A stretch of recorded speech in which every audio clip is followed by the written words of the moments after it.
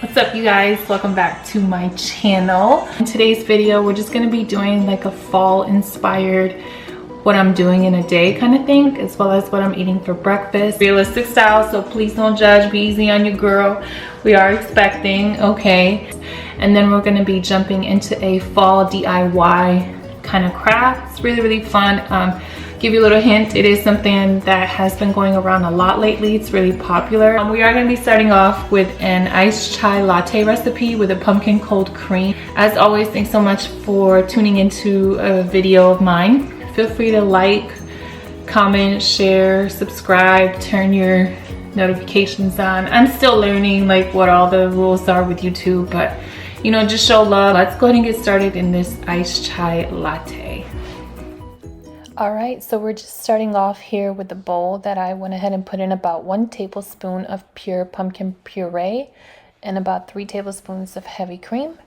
And then we're gonna give it a couple dashes of ground cinnamon, ground nutmeg, and just a little sprinkle of salt. And then you just wanna go ahead and whisk everything together until it's a little creamy and nice. If you don't have heavy cream, I have used half and half before and it worked out just fine. From there, you do want to just go ahead and add some ice, as much as you like in your drinks, into a glass or a jar. And then we're going to be filling it about 3/4 of the way with this classic chai latte.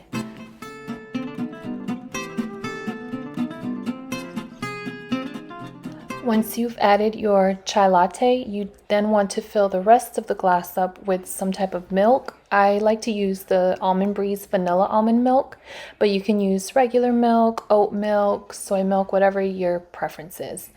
And then the last step is we're just going to go ahead and spoon that pumpkin cream mixture on top, throw a straw in there, and just stir it all up nice. And enjoy.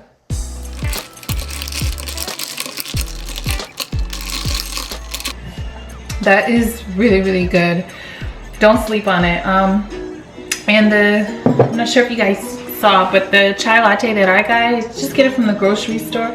It's the Tazo classic chai latte, and it's a rich blend of black tea, cinnamon, ginger, cardamom, and vanilla, and it is so good. So if you're looking for something, you know, just to maybe take a break away from coffee or caffeine, or just switch it up this fall season, I really recommend this.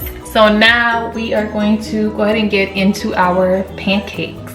Okay, so I did say that we were doing pancakes for breakfast this morning. And before I show you what pancakes I'm actually eating, this is a no judgment zone, okay? Don't judge, okay? Mom life, so I don't always get the opportunity to just make things from scratch, maybe in the way that I would like. So when I am just kind of in a rush and looking for something quick, this is like my go-to, and it's so good. And I just mix this with water and I'm done serving. Pancake mix I like is this Aunt Jemima buttermilk complete, and we're just gonna mix this with water, throw it in the pan. So I'm starting off by just shaking in some of this pancake mix. I don't measure. Let me know if you guys measure down below in the comments, but I just eyeball it. And then I'm mixing it up with some water until I get a good consistency. Personally, I don't like my pancakes to be too thick. I do like them on the thinner side. It's just my preference, but feel free to just adjust this to whatever your liking is. And then we're gonna go ahead and heat up our nonstick skillet, spray it down with some Pam or whatever cooking oil you have. And then I personally like to use like a measuring cup. This 1/3 is like the perfect amount. Just to scoop out the batter. It makes things easier for me, and it also allows me to cook all the pancakes in the same size.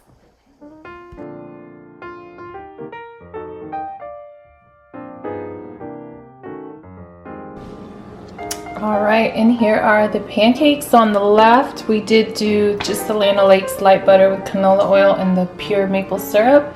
And on the right, classic, you already know, Nutella. And we do have that iced chai latte as well. So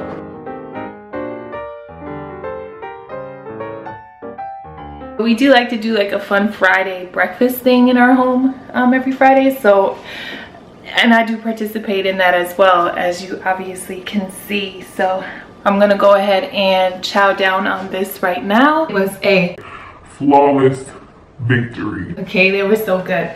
But I forgot to add or tell you guys, I saw a really great tip when it comes to cutting pancakes or anything like that.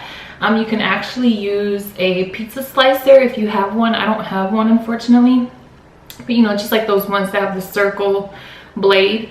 And I've seen people just slice right through them really quickly with that. Now we're ready to jump into our DIY. And if you're wondering what we are going to be doing, since it is fall themed, upcycling their vases.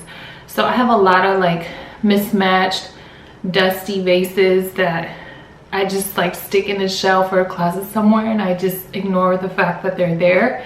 And so what we're going to be doing today is painting them with some fall neutral colors and then filling them with some artificial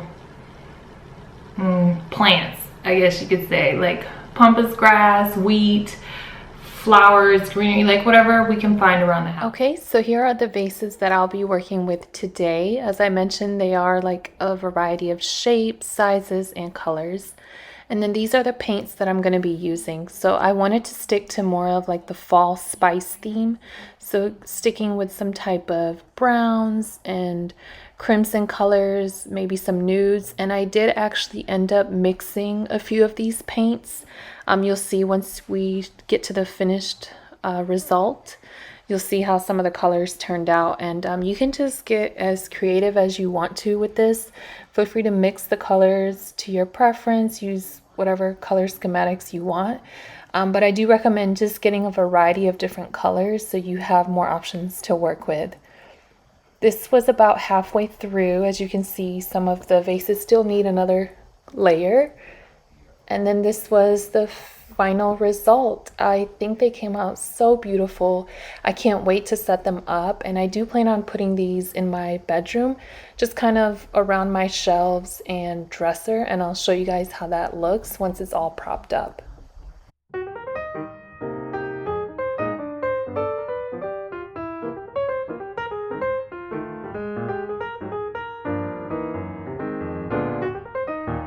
And the last thing I wanted to show you guys was just how I ended up reorganizing all of my spices and seasonings that day.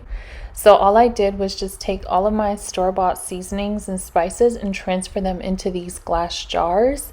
I prefer this so much more just because instead of shuffling things around, trying to grab things from the back, I can just lay all of these down flat and be able to see everything I have, grab it from the specific spot that it's in, and stick it right back. The jars did come with these lids as well if you prefer to just shake your seasonings out. And the labels that came with the jars are pretty slippery, so you do want to get something like this, like a white gel pen, that will be able to transfer and write on these specific labels. I ended up just handwriting everything. And I will go ahead and link the jars for you guys. I got them from Amazon. They did come in a pack of 30 with about 100 labels. This is just so much more organized, so much more appealing to look at, and honestly just easier to keep track of to see what you're running low on. Other than that, thanks so much for joining me in today's video. I hope you guys enjoyed the recipe, the DIY, and this little organization, and I'll see you guys in my next video. Bye!